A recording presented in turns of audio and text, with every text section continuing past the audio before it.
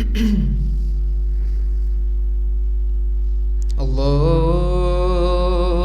صل على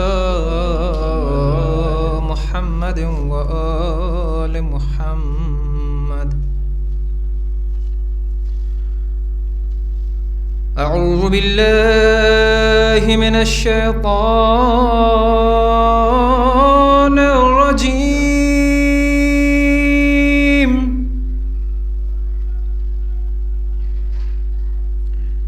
بسم الله الرحمن الرحيم.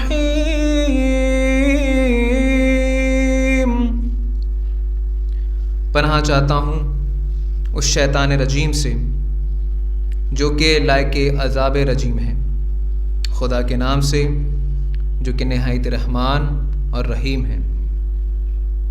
سورہ حدید قرآن مجید کا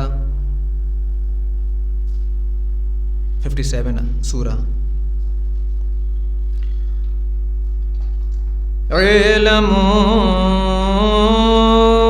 انما الحیات الدنیا لعبا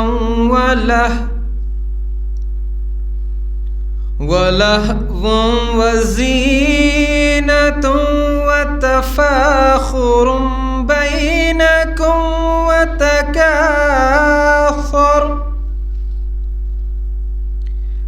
فی الاموال واولاد كمثل الغيث أعجب الكفار نباته ثم يهيج فتراه مصفرا ثم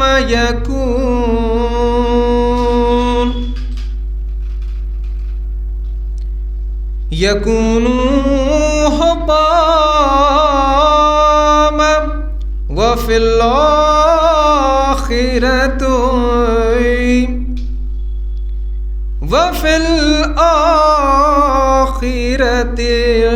عذاب شديد ومغفرة من الله ورضوان وما الحياة الدنيا إلا متاع الغرور۔ یاد رکھو کہ زندگی دنیا صرف ایک کھیل تماشا، آرائش، باہمی تفاخر اور اموال اور اولاد کی کثرت کا مقابلہ ہے، اور بس جیسے کوئی بارش ہو جس کی قوت نامینہ کسان کو خوش کر دے اور اس کے بعد وہ کھیتی خشک ہو جائے، پھر تم اسے زرد دیکھو اور آخر میں وہ ریزہ ریزہ ہو جائے، اور آخرت میں شدید عذاب بھی ہے اور مغفرت اور رضا الہی بھی ہے، اور زندگانی دنیا تو بس ایک دھوکہ ہے، دھوکے کا سرمایہ ہے اور کچھ نہیں ہے۔ سابقوا إلى مغفرة من ربكم وجنة عرضها كعرض السماء والأرض أعدت للذين آمنوا بالله ورسله ذلك فضل الله يؤتيه من يشاء والله ذو الفضل العظيم۔ ما أصاب من مصيبة في الأرض ولا في أنفسكم إلا في كتاب من قبل أن نبرأها إن ذلك على الله يسير۔ تم سب اپنے پروردگار کی مغفرت اور اس جنت کی طرف سبقت کرو جس کی وسعت زمین و آسمان کے برابر ہے، اور جسے ان لوگوں کے لیے مہیا کیا گیا ہے جو خدا اور رسول پر ایمان لائے ہیں۔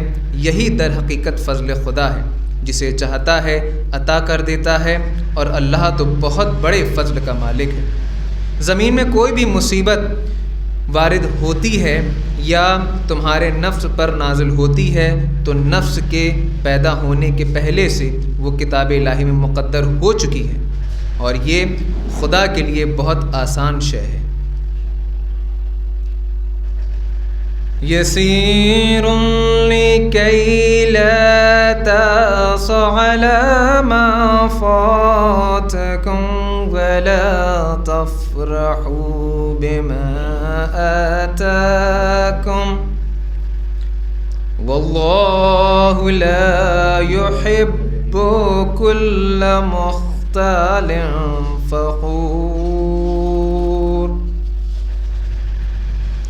فخور الذين يبخلون ويأمرون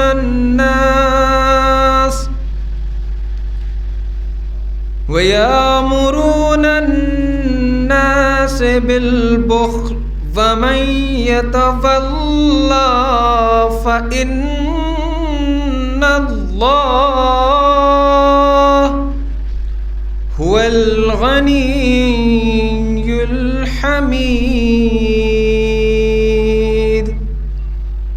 یہ تقدیر اس لیے ہے کہ جو تمہارے ہاتھ سے نکل جائے اس کا افسوس نہ کرو، اور جو مل جائے اس پر غرور نہ کرو، کہ اللہ اکڑنے والے مغرور افراد کو پسند نہیں کرتا ہے۔ جو خود بھی بخل کرتے ہیں اور دوسروں کو بھی بخل کا حکم دیتے ہیں، اور جو بھی خدا سے روگردانی کرے گا اسے معلوم رہے کہ خدا سب سے بے نیاز اور قابل حمد و ستائش ہے۔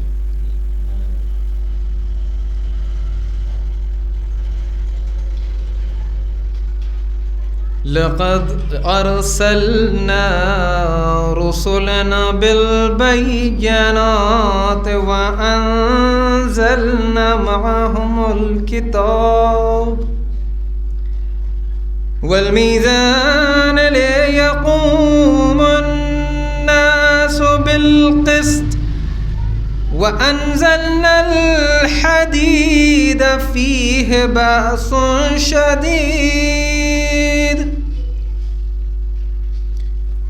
شديد ومنافع للناس وليعلم الله من ينصره ورسوله بالغيب إن الله قوي عزيز۔ بے شک ہم نے اپنے رسولوں کو واضح دلائل کے ساتھ بھیجا ہے، اور ان کے ساتھ کتاب اور میزان کو نازل کیا ہے تاکہ لوگ انصاف کے ساتھ قیام کریں، اور ہم نے لوہے کو بھی نازل کیا ہے جس میں شدید جنگ کا سامان ہے اور بہت سے دوسرے منافع بھی ہیں، اور اس لیے کہ خدا یہ دیکھے کہ کون ہے جو بغیر دیکھے اس کی اور اس کے رسول کی مدد کرتا ہے، اور یقیناً اللہ بڑا صاحب قوت اور صاحب عزت ہے۔ صدق اللہ العلی العظیم وصدق رسولہ النبی الکریم وصدق علی ولی الکریم لصدق صراط مستقیم۔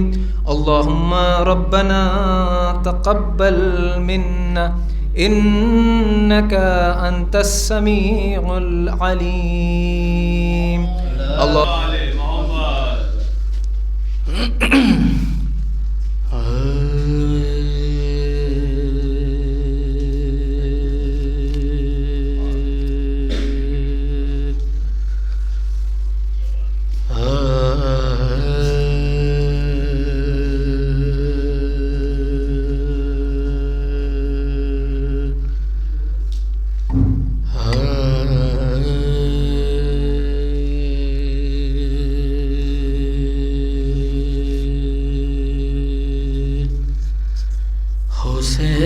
زندہ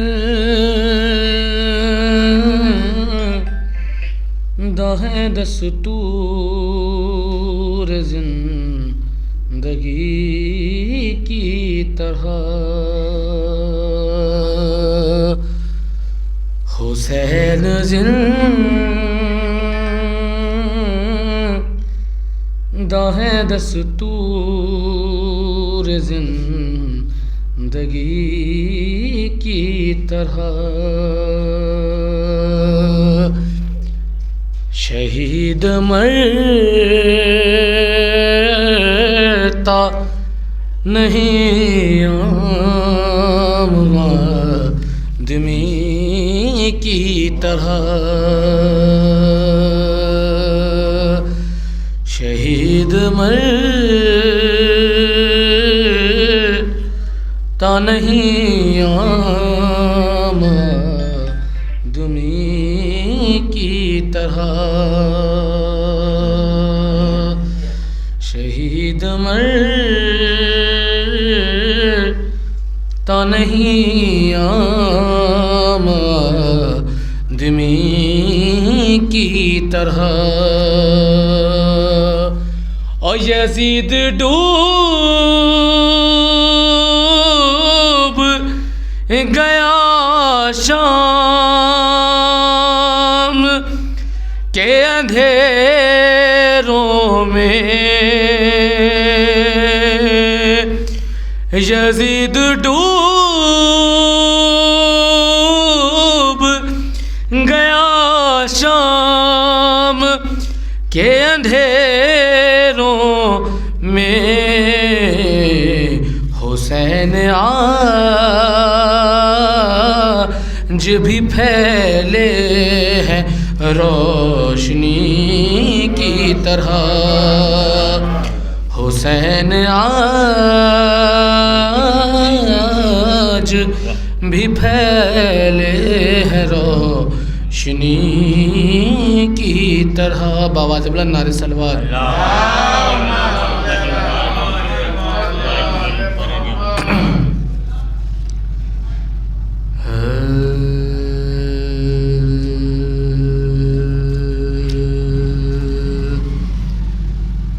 جب کبھی تم گردش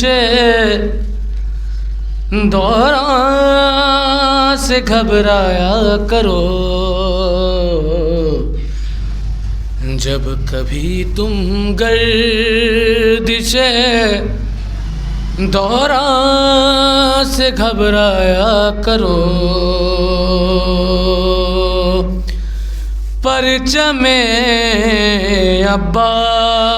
عباس کے سائے میں آ جایا کرو، جب کبھی تم گردش دوران سے گھبرایا کرو، جب کبھی تم گردش دوران سے گھبرایا کرو، اور جب کبھی پیدا ہو دل میں خواہش خلد بری، جب کبھی پیدا ہو دل میں خواہش خلد بری،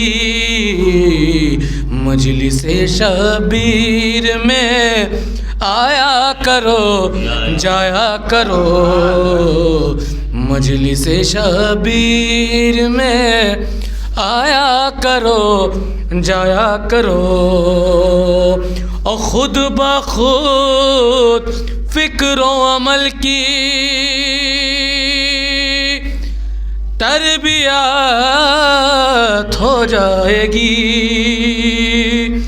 خود بخود فکر و عمل کی تربیت ہو جائے گی، اپنے بچوں سے علم غازی کا اٹھوایا کرو، اپنے بچوں سے علم غازی کا اٹھوایا کرو، اور آئے جب مد مقابل وقت کا کوئی یزید، آئے جب مد مقابل وقت کا کوئی یزید، یا حسین ابن علی کہہ کے ٹھکرایا کرو، یا حسین ابن علی کہہ کے ٹھکرایا کرو، جب کبھی تم گردش دوران سے گھبرایا کرو، پرچم عباس کے سائے میں آ جایا کرو۔ بہت بڑے نعرے صلوات۔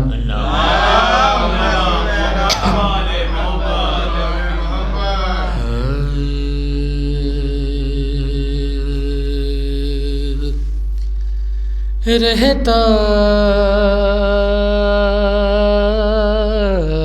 ہے جو زمانے میں حیدر سے دور دور رہتا ہے، جو زمانے میں حیدر سے دور دور ہوگا بروز حشر پیمبر سے دور دور ہوگا بروز حشر پیمبر سے دور دور، اور تم خشک سنگریزوں سے کیا فیض پاؤ گے،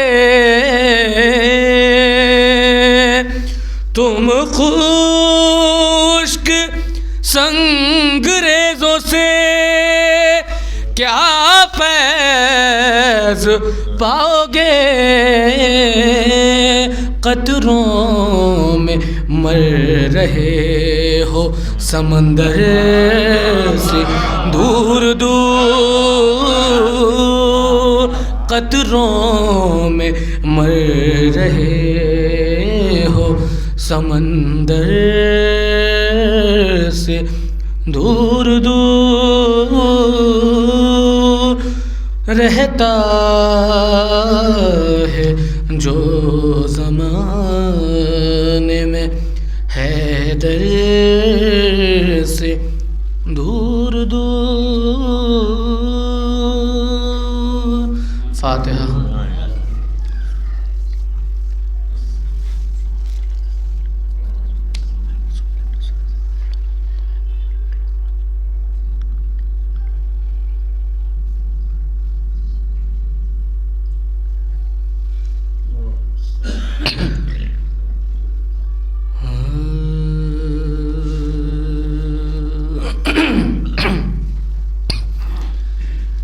جس گھڑی جانب کربلا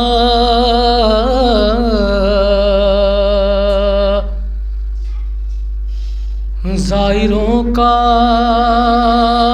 گیا قافلہ،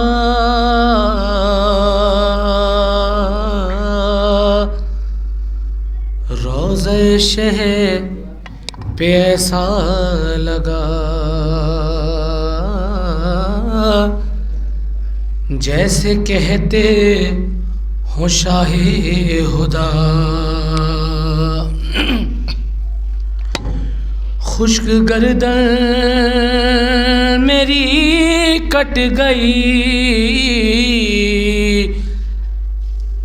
آہ پانی نہ لایا کوئی، آہ پانی نہ لایا کوئی، ایک ایک رگ میری رو پڑی، آہ پانی نہ لایا کوئی، آہ پانی نہ لایا کوئی، یہ ستمگر سے کہتی رہی علقمہ، ٹھہر جا دو گھڑی ہے شقی ٹھہر جا، اتنی گرمی ہے جانے دیس تک ذرا، میرے ساحل سے تھوڑی سی ٹھنڈی ہوا، پھیر دی اس نے مجھ پہ چھری، آہ پانی نہ لایا کوئی، پیاس پر مجھ کو اپنی نہیں تھا گلا، میرا بے شیر بھی کیا خطا کار تھا، میری آغوش میں بچہ میرا، تیر کھاتے ہمکتے ہوئے سو گیا، بولی ننھی سی اس کی ہنسی،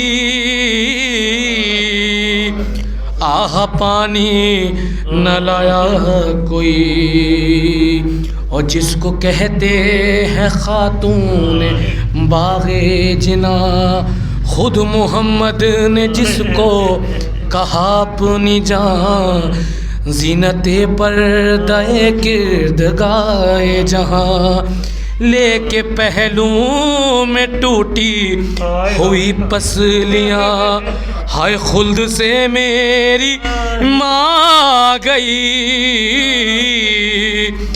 آہ پانی نہ لایا کوئی، آہ پانی نہ لایا کوئی، بادشاہ میں غریباں ہوئی شب آیا، ڈھونڈتی آئی وہ مجھ کو گریا کنا، سہم کر بولی مجھ سے وہ ننھی سی جان، چھن گئی دیکھ بابا میری بالیاں، چھن گئی دیکھ بابا میری بالیاں، میری بچی بھی پیاسی رہی، آہ پانی نہ لایا کوئی، آہ پانی نہ لایا کوئی، ارے ہر قبیلے سے افراد کچھ آن کے اپنے پیاروں کے لاشیں اٹھانے لگے، سینکڑوں گھوڑے جبرن میں لائے گئے، صرف ایک لاش کو روندنے کے لیے، مومنوں وہ میری لاش تھی، آہ پانی نہ لایا کوئی، آہ پانی نہ لایا کوئی، ایک ایک رگ میری رو پڑی، آہ پانی نہ لایا کوئی، آہ پانی نہ لایا کوئی، آہ پانی نہ لایا کوئی، خشک گردن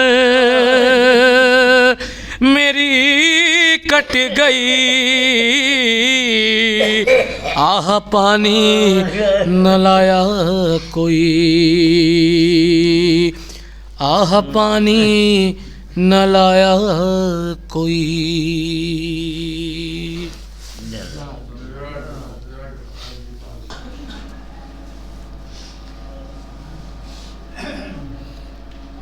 رحم اللہ من قرأ سورۃ الفاتحہ۔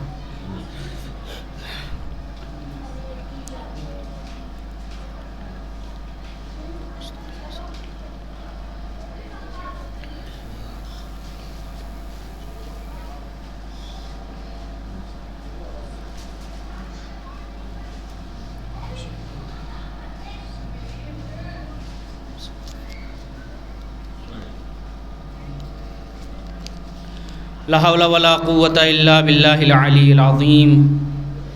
اعوذ باللہ من الشیطان الرجیم، بسم اللہ الرحمن الرحیم۔ رب اشرح لی صدری ویسر لی امری واحلل عقدۃ من لسانی یفقهوا قولی۔ الحمد للہ الذی خلق الانسان علمہ البیان جعل له العقل والبرہان، خالق الکون والمکان، مالک الحسن والاحسان، بارئ المن والامتنان، وهو حي لا يموت بيده الخير، ثم الصلاة والسلام على النبي المكي المدني القرشي الهاشمي السيد البهي والسراج المضي والكوكب الدري أبي القاسم محمد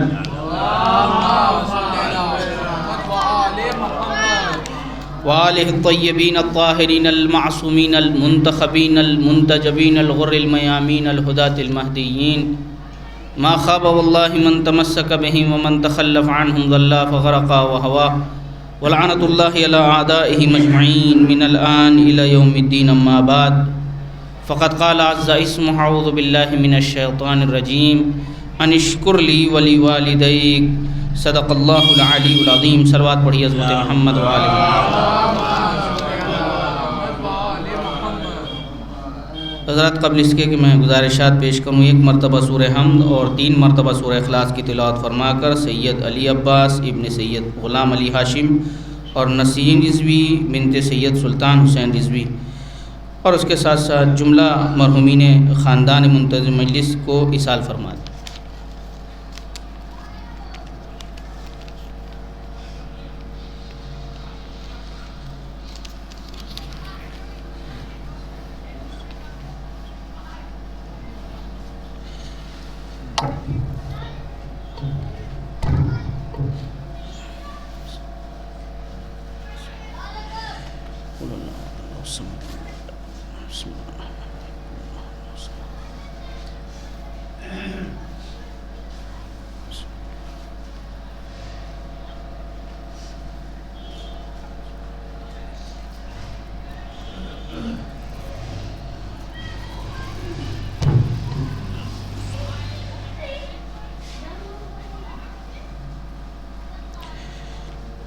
صلوات بھیجیے عظمت محمد وآلہ۔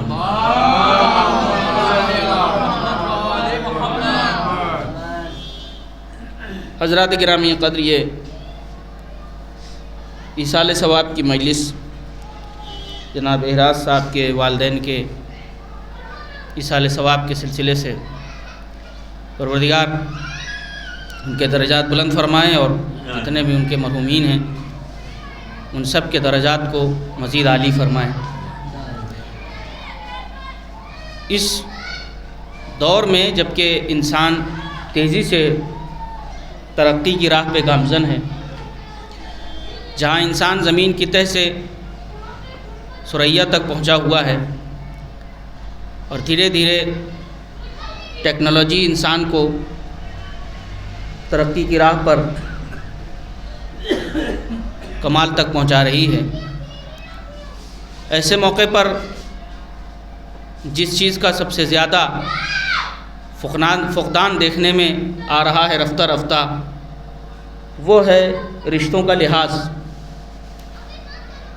انسان اور جانور میں جو فروق بیان کیے گئے ہیں ان میں ایک اساسی فرق یہی ہے کہ رشتے ایسا نہیں ہے کہ جانوروں میں نہیں ہوتے ہیں، لیکن وہ تب تک اس کا لحاظ کرتے ہیں جب تک کہ ان کی غرض ان میں مخفی ہوتی ہے۔ جیسے ہی وہ اس بات کو محسوس کرتے ہیں کہ اب ہم کو ضرورت نہیں ہے، ان کے رشتوں کا لحاظ ختم ہو جاتا ہے۔ یہ تنہا حضرت انسان ہے کہ جن کو پروردگار عالم نے عقل سلیم دی ہے اور رشتوں کے لحاظ و پاس کا حکم دیا ہے کہ رشتوں کا لحاظ کریں۔ جہاں رشتوں کا لحاظ نہ ہو وہاں انسانی ترقی کا کوئی مطلب نہیں بنتا۔ دنیا والوں کی نگاہ میں انسان ہو بھی سکتا ہے کہ وہ ترقی یافتہ گردانا جائے، مگر جب ہم بات دین اسلام کی کریں تو وہ انسان ترقی یافتہ نہیں شمار ہوگا، بلکہ وہ انسان پستی کی منظور میں ہوگا۔ اس لیے کہ یہ دنیا چونکہ عالم مادہ ہے، اس کے پاس جو دیکھنے کا نظارہ ہے، اس کے پاس جو دیکھنے کا ذریعہ ہے، اس کے پاس جو منظار ہے وہ یہ ہے کہ ظاہری چیزوں پر بنیاد رکھ کر کے یہ چیزوں کو دیکھتی ہے۔ لہٰذا اس بات کو سمجھنے کی ضرورت ہے کہ انسان و جانور کے جو اساسی فرق ہیں ان میں ایک فرق جو ہے رشتوں کا لحاظ، اور قرآن مجید کو جب ہم دیکھتے ہیں بنگاہ مطالعہ تو قرآن مجید اللہ کی وہ کتاب ہے جہاں اللہ رب العزت نے عالم بشریت کو ہدایت کی ہے اور عالم بشریت کے تحفظ کا سامان فراہم کیا ہے۔ قرآن مجید نے جب رشتوں کی بات کی تو ان رشتوں میں جس رشتے کو خاص طور سے پیش کیا ہے آیات میں وہ ہے بچے اور والدین کے درمیان کا رشتہ۔ تقریباً 9 سے 10 آیات ہیں جہاں پروردگار عالم والدین کے ساتھ نیکی کا حکم دے رہا ہے کہ اپنے والدین کے ساتھ نیکی کرو، اپنے والدین کے ساتھ اس نے سلوک کرو، اپنے والدین کا احترام کرو، ان کی اطاعت کرو، ان کی نافرمانی نہ کرو، ان کی دل آزاری نہ کرو۔ الا ماشاء اللہ آیات ہیں جو قرآن مجید جس کی طرف کبھی یہی قرآن جب والدین کی بات کرتا ہے تو قرآن یہ کہتا ہے کہ انشکر لی والدیک، جس کی میں نے آپ کے سامنے تلاوت کی کہ میرا شکریہ ادا کرو اور اپنے والدین کا شکریہ ادا کرو۔ کبھی یہی قرآن کہہ رہا ہے وبالوالدین احسانا، اپنے والدین کے ساتھ حسن سلوک کرو، نیکی سے پیش آؤ۔ کبھی یہی قرآن کہتا ہے کہ وَقَضَىٰ رَبُّكَ أَلَّا تَعْبُدُوا إِلَّا إِيَّاهُ وَبِالْوَالِدَيْنِ إِحْسَانًا، اللہ کا یہ آخری فیصلہ ہے کہ عبادت صرف اس کی ہوگی اور اپنے والدین کے ساتھ احسان کرو۔ اما یبلغن عندک الکبر احدہما او کلاہما فلا تقل لہما اف، اگر ان میں سے کسی ایک یا دونوں کا بڑھاپا تمہارے پاس آ جائے تو خبردار ان کے کسی بھی معاملے میں اف تک نہ کہنا، ولا تنہرہما، ان کو جھڑکنا نہیں، وقل لہما قولا کریما، اور ان کے ساتھ جو تمہاری گفتگو ہونی چاہیے وہ قول کریم کی طرح گفتگو ہونی چاہیے، یعنی تمہارا لہجہ شائستہ ہونا چاہیے۔ اور کہیں قرآن مجید جب بات کرتا ہے تو کہتا ہے رب ارحمہما کما رب واخفض لہما جناح الذل من الرحمہ وقل رب ارحمہما کما ربیانی صغیرا، واخفض لہما جناح الذل من الرحمہ، کہ جب اپنے والدین کے سامنے جائیے تو اپنے کاندھوں کو جھکا دیجئے، اور یا جھکا ہی دیجئے نہیں بلکہ اللہ کی بارگاہ میں یہ کہنا ہے رب ارحمہما کما ربیانی صغیرا، اے میرے پروردگار ان پر اس طرح رحم کر جس طرح بچپن میں یہ میرے اوپر رحم کرتے تھے۔ یہ آیت یہ بتا رہی ہے کہ ان ترحم ترحم، اگر تم رحم کرو گے تو تم پر رحم کیا جائے گا، اگر تم رحم نہیں کرو گے تو تمہارے اوپر بھی رحم نہیں کیا جائے گا۔ یہ ایک نظام ہے کہ جس کی طرف پروردگار عالم اس آیت کے ضمن میں بیان کر رہا ہے۔ جناب موسیٰ علی نبینا وعلیہ افضل الصلاۃ والسلام کی طرف وحی ہوئی کہ اے میرے نبی، اے میرے کلیم، اپنی امت سے کہہ دیجئے کہ یبروا آباءکم، کہ تم لوگ اپنے باپ کے ساتھ نیکی کرو، یبرکم ابناؤکم، تو تمہارے بیٹے بھی تمہارے ساتھ نیکی کریں گے، وَيَغُضُّوا عَنِ النِّسَاءِ، اور عورتوں کے سلسلے سے اپنی نگاہوں کو نیچی کرو، اگر تم اپنی نگاہوں کو نیچی کرو گے تو تمہاری مستورات بھی محفوظ رہیں گی۔ گویا اس کے ذریعے سے ہمیں اس بات کی طرف اشارہ ملتا ہے کہ انسان نیکی ایک بیج کے مانند ہے، انسان جو بوتا ہے وہی کاٹتا ہے۔ کتنے وہ لوگ جو اس بات کی شکایت کر رہے ہوتے ہیں کہ ہمارے بچے ہمارے ساتھ اچھا سلوک نہیں کرتے، انہیں اس بات پہ بھی غور کرنا چاہیے کہ ہم نے اپنے والدین کے ساتھ کیا کیا ہے۔ صلوات بھیجیے عظمت محمد و آل محمد پر۔ یعنی یہ قرآن جس انداز سے گفتگو کر رہا ہے کہ انشکر لی والدیک، میرا شکریہ ادا کرو اور اپنے والدین کا شکریہ ادا کرو۔ کیا ایک کریم انسان، ایک حکیم انسان کسی کو کچھ دیتا ہے تو کیا وہ کہتا بھی ہے کہ میرا شکریہ ادا کرو؟ یہ بات انڈرسٹوڈ ہے کہ یہ کہنے کی ضرورت نہیں ہے، لیکن جب نعمت عظیم ہو تو پروردگار عالم نعمت بھی دیتا ہے اور شکر کرنے کا حکم بھی دیتا ہے۔ اللہ نے جب والدین جیسی نعمت دی تو پھر یہ کہا کہ میرا شکریہ ادا کرو اور اپنے والدین کا بھی شکریہ ادا کرو. خوب، اللہ کا شکریہ کیسے ادا ہوگا؟ کہ اللہ کا شکریہ اس طرح ادا ہوگا کہ اللہ کے بتائے ہوئے حکم کے مطابق انسان کو زندگی بسر کرنی ہوگی. جیسے جیسے انسان زندگی بسر کرے گا اس کا شکر کا حق ادا ہوتا چلا جائے گا. یوں تو اس کے کیا جو ہے وہ شکر کا حق ادا ہو، لیکن بہرحال بندہ اپنے حد تک ادا کر سکتا ہے. ویسے ہی والدین کا معاملہ ہے، جو بھی اللہ رب العزت کہے انسان کو اس کے مطابق عمل کرنا ہوگا اپنے والدین کے لیے. تو جیسے جیسے وہ عمل کرتا چلا جائے گا شکر کا حق ادا ہوتا چلا جائے گا، اس لیے کہ اللہ کا شکر ادا ہو ہی نہیں سکتا. امام رضا علیہ السلام ارشاد فرماتے ہیں عن الامام الرضا، امام رضا نے بیان کیا اپنے شاگرد سے، اور وہ بیان فرماتے ہیں جناب فضل ابن شاذان بیان فرماتے ہیں کہ ان اللہ تبارک و تعالی امر بثلاثۃ بثلاثہ، اللہ رب العزت نے او قرن ثلاثہ بثلاثہ، مضمون روایت ہے کہ اللہ رب العزت نے تین چیزوں کے ساتھ مقرون کیا ہوا ہے، یعنی تین چیزوں کے ساتھ جوڑا ہوا ہے. یعنی تین کتنی ہو جائیں گی؟ 6، یعنی دو کا جوڑا بنایا ہوا ہے، دو کا پیئر بنایا ہوا ہے.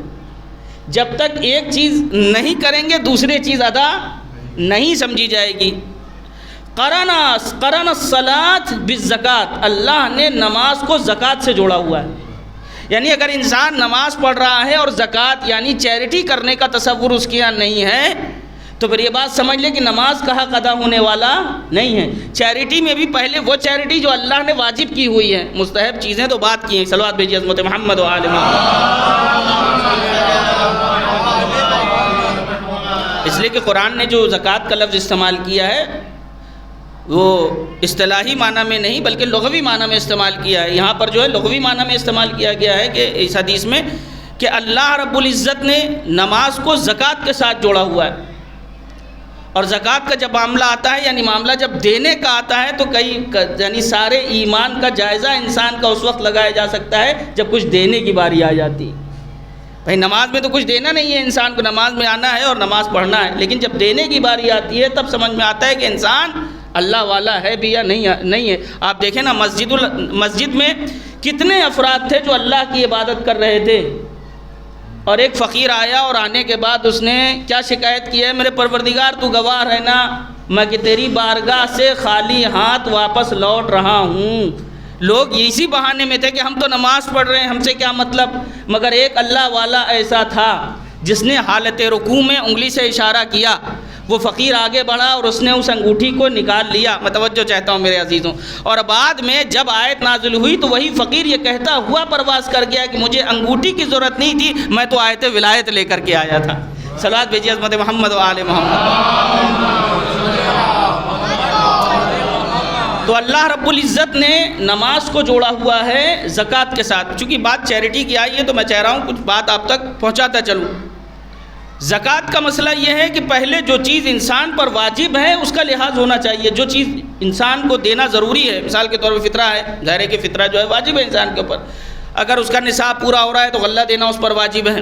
اگر اس کا جو ہے وہ خمس کا حساب بن رہا ہے تو خمس کا حساب بھی دینا اس کا ضروری نہیں. یہ وہ چیزیں ہیں کہ جو واجب ہیں. یہ روزانہ کا صدقہ یقیناً ثواب پہنچاتا ہے، لیکن اس سے کہیں زیادہ ہمارا خیال یہ ہونا چاہیے کہ پہلے جو اللہ نے ہم پہ واجب کیا ہم وہ نکالیں. اور یہ بات میں کہنا چاہ رہا ہوں کہ جو افراد اس کے پابند ہیں، جو نہیں نکالتے ہیں، اگر انہیں اس بات کو پتہ کرنا ہے کہ اس میں برکت ہے یا نہیں تو جو نکالتے ہیں کبھی ان کے پاس بیٹھ جائیے، بیٹھ کر کے ان سے پوچھیں کہ بھائی یہ بتاؤ اللہ کی راہ میں واجب صدقات نکالنے کے بعد تمہاری آمدنی گھٹی ہے یا بڑھی ہے؟ صلوات بھیجیے عظمت محمد و آل محمد. اس لیے کہ چیریٹی کا معاملہ بھی، خیرات کا معاملہ بھی اتنا جو ہے وہ آسان نہیں ہے. میں اشارہ کرتا چلوں چونکہ کبھی کبھی خیرات بھی یہ جو ہوتی ہے، یعنی یہ جو انسان خیرات کرتا ہے یہ بھی برائی کو فروغ دیتی ہے. اب آپ ممکن ہے کہ آپ کے لیے چیز تھوڑی سی تشویشناک ہو کہ یہ مولانا نے کیسی بات کر دی. لوگ تو کہتے ہیں خیرات کرنا چاہیے، یہ کہہ رہے ہیں خیرات سے برائیوں کو فروغ ملتا ہے. دیکھیے وجہ کیا ہے سن لیجیے گا. مولائے کائنات علی ابن ابی طالب علیہ الصلوۃ والسلام آپ نے اپنے گورنر کو جب اس بات کو لکھا، جو آپ کے گورنرز ہوتے تھے آپ ان کو انسٹرکشنز جو ہے وہ برابر بھیجا کرتے تھے. آپ نے ایک گورنر کو خط میں اس بات کے لیے متوجہ کیا، دیکھو خبردار یہ جو لوگ خیرات کر رہے ہیں ان کی خیرات سے تھوڑا سا ہوشیار رہنا، یعنی پہلے ان پر اس بات فورس کرو کہ جو واجب ہے تمہارے اوپر اس کو ادا کریں، لیکن یہ لوگ جو خیرات کر رہے ہیں ان سے خوش نہ ہو جانا۔ اب ظاہر ہے کہ یہ بات بظاہر اگر دیکھیے تو سمجھ میں نہ آئی ہے کہ یہ کوئی آدمی نیک کام کر رہا ہے اور سامنے والا روک رہا ہے کہ بھائی نیک کام نہ کرو۔ یہ کون سا انسان ہے جو منع کرے کہ سڑک نہ بنواؤ؟ مان لیجیے کہ انسان ہے اپنے جیب سے سڑک بنوا رہا ہے مثال کے طور پہ، یا اپنے ہی جیب سے وہ مثال کے طور پہ کہیں کوئی بھی آسانی فراہم کر رہا ہے، پانی کی سبیل فراہم کر رہا ہے، کچھ بھی ایسا کام کر رہا ہے جس کا تعلق فلاح و بہبود عامۃ الناس سے ہو، ایسے کام کر رہا ہے، اس کو چیریٹی تو کہا جاتا ہے نا۔ میں نے کیوں کہا کہ کبھی کبھی یہ خیرات بہت خطرناک بھی ہو سکتی ہے؟ وہ کیوں ہو سکتی ہے؟ اب آپ اس کلمے کی روشنی میں ارشاد ملاحظہ فرمائیے کہ مولا کائنات نے جب اپنے گورنر کو لکھا، اور وہ گورنر جب مولا کائنات کی خدمت میں حاضر ہوا ایک مرتبہ اور اس نے آ کر کے پوچھ لیا کہ مولا یہ آپ نے جو منع کیا ہے خیرات سے اور کہا ہوشیار رہو، یہ جو بڑے بڑے لوگ خیرات کر رہے ہیں اس سے، اگر اس کی وجہ کیا ہے؟ بھائی خیرات کر رہے ہیں جس سے ملک کی ترقی ہوگی، جس سے لوگوں کا کام آگے بڑھے گا۔ تو مولا مسکرا کے کہنے لگے کہ ہاں یہ بات تمہاری صحیح ہے، لیکن یہ بتاؤ کہ یہ جو خیرات کر رہے ہیں انہوں نے پہلے اپنا واجب ادا کیا ہے یا نہیں کیا ہے؟ اپنا واجب ادا کیا ہے یا نہیں؟ کہ اس لیے کہ واجب کا حساب ہونا ہے۔ پھر اس کے بعد یہ تو پتہ کیا جائے کہ یہ جو چیریٹی کر رہے ہیں یہ کس دروازے سے کر رہے ہیں۔ چیریٹی کرنا، خیرات کرنا وہ اپنا مسئلہ ہے، لیکن یہ دیکھا جائے کہ یہ آ کس راستے سے رہا ہے۔ اس لیے کہ آمدنی کا سورس بھی طے ہونا چاہیے۔ نیک کام کرنا معیار نہیں ہے، یہ نیک کام کے لیے پیسہ کہاں سے آ رہا ہے؟ سوال یہ بھی اپنے آپ میں دیکھیے ایک اساسی سوال ہے۔ اور کیا میرا سلام ابو طالب کے لال پہ، خدا کی قسم ایسا کوئی بنیادی اصول بیان ہی نہیں کر سکتا جو میرے مولا نے ارشاد فرمایا کہ جس کو آج بھی جب میں دیکھتا ہوں تو بڑے بڑے لوگوں کے طرف یہ قول منسوب کر دیا گیا، جبکہ یہ قول مولا کائنات کا ایک عرصے پہلے، ایک مدت پہلے موجود ہے کہ فقر و فاقہ خیرات سے ختم نہیں ہوتا، فقر و فاقہ عدالت قائم کرنے سے ختم ہوتا ہے۔ صلوات بھیجیے حضرت محمد و آل محمد۔ بھائی اگر یہی ہوتا رہے کہ ایک آدمی آئے اور ادھر ادھر سے پیسے لینے کے بعد نیک کام کرتا رہے تو اس سے برائی کو فروغ ملے گا یا اچھائی کو فروغ ملے گا؟ آپ خود محسوس کریں کہ ایک انسان غلط راستوں سے اگر پیسے کما رہا ہے اور نیک کام کر رہا ہے تو واہ واہ سبحان اللہ، کیا کہنے، بہت اچھے ہیں، نیک انسان ہیں، بڑے سخی ہیں، بڑا عنایت کرتے ہیں، بڑے کام کرتے ہیں۔ تو اس کا مطلب یہ کہ آنے والی جو جنریشن ہے وہ یہی سمجھے گی کہ کہیں سے بھی پیسہ لے لو، بس 3-4 نیک کام کر دو، سب کچھ جو ہے وہ سفید ہو جائے گا۔ صلوات بھیجیے حضرت محمد و آل محمد۔ تو اللہ رب العزت نے نماز کو جوڑا ہوا ہے زکوٰۃ کے ساتھ۔ قرن الصلاۃ بالزکوٰۃ، اللہ نے نماز کو کس سے جوڑا ہے؟ زکوٰۃ سے جوڑا ہے۔ وقرن التقویٰ بصلۃ الرحم، اور تقوی کو جوڑا ہوا ہے صلہ رحم سے۔ میں نے کہا نا 2 کا جوڑا یاد رکھیے گا، جب تک زکوٰۃ نہیں دیں گے نماز کا حق ادا ہونے والا نہیں ہے۔ اسی طریقے سے جب تک انسان اپنے اعزاء اقربا کا، جن سے بلڈ ریلیشن ہے، ان سے اپنے تعلقات بحال نہیں کرے گا تب تک تقوی کا حق ادا نہیں ہو سکتا۔ وہ انسان متقی نہیں ہو سکتا جس کے رشتے بحال نہ ہو۔ رشتے کا مطلب اس کے جانب سے کوئی ظلم نہیں ہونا چاہیے، اس کے رشتے جو ہے وہ، یہ سب سے بڑا مرحلہ ہے اس دور میں۔ صلوات بھیجیے حضرت محمد و آل محمد۔ وجہ یہی ہے کہ یا افراط ہے ہمارے عمل میں یا تفریط ہے، یا افراط ہے یا تفریط ہے۔ تو رشتوں کے معاملے میں یہ چیز کہی جاتی ہے کہ ضرورت سے زیادہ مداخلت جو ہے وہ معاملے کو بگاڑ دیتی۔ محبت، ہمدردی، ساری چیزیں اپنی جگہ پہ، لیکن انسان کو سمجھنا چاہیے 2 لوگوں کے رشتے میں ہمیں دخل دینے کا کہاں تک حق ہے۔ جب تک انسان اس حد کو نہیں جانے گا، آپ یقین جانے رشتے اپنی جگہوں پہ محفوظ رہنے والے نہیں ہیں۔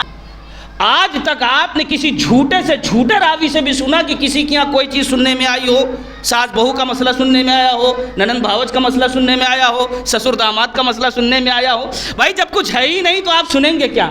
تو جہاں چاہنے والے ایسے ہوں، جہاں اہل بیت کے، وہاں اہل بیت کا مقام کیا ہوگا؟ صلوات بھیجیے حضرت محمد و آل محمد۔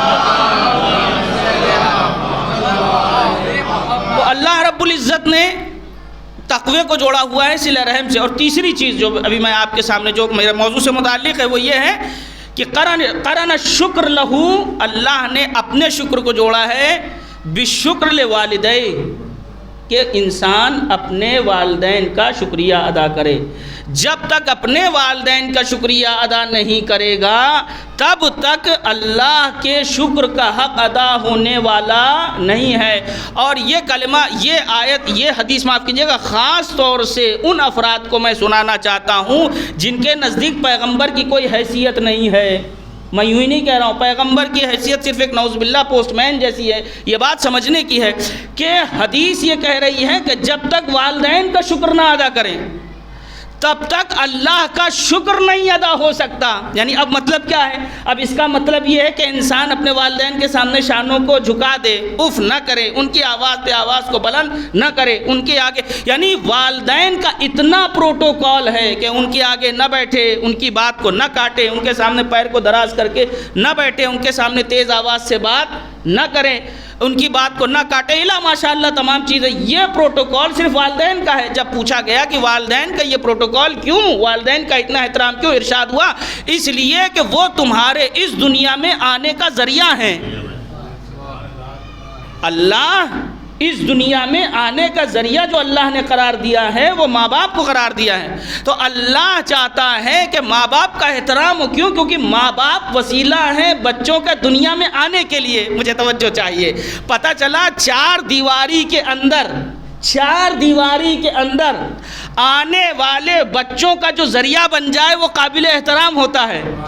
میں توجہ چاہتا ہوں میرے عزیزوں، چار دیواری کے اندر آنے والے بچوں کا جو ذریعہ بن جائے وہ اس قدر قابل احترام کہ اس کی بات کو نہ کاٹو، اس کے سامنے پیر نہ پھیلاؤ، اس کی آواز پہ اپنی آواز کو بلند نہ کرو۔ تو جو اس پوری کائنات کے خلقت کا سبب اور وسیلہ ہو اس کا احترام کیسے ہونا چاہیے؟ صلوات بھیجیے عظمت محمد و آل محمد۔